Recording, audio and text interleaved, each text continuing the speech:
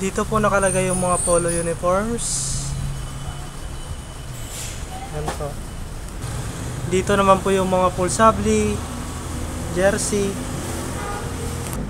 Dito naman po yung mga jacket. Dito naman po yung mga dry fit, long sleeve, hanger, raglan, tsaka dry fit round neck. Dito naman po yung mga shirt brand. Yan po yung long sleeve, tsaka raglan long sleeve. Dito naman po yung hanger short sleeve, at tsaka polo. Dito naman po yung mga poly cotton. Dito naman po yung mga clock. Dito naman po yung mga ballpen. Dito naman po yung mga payong. Dito naman po yung mga dry fit collar, long sleeve polo.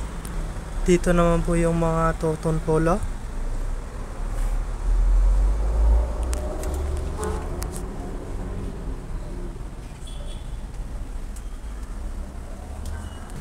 Ito naman po yung mga PQ collar. Dito naman po nakalagay yung mga dry fit premium.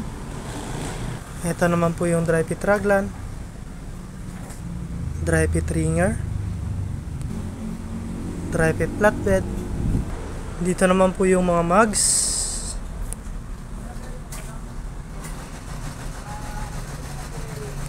Dito naman po yung mga bags. Ito naman po yung mga cups. At dito naman po yung mga pillow.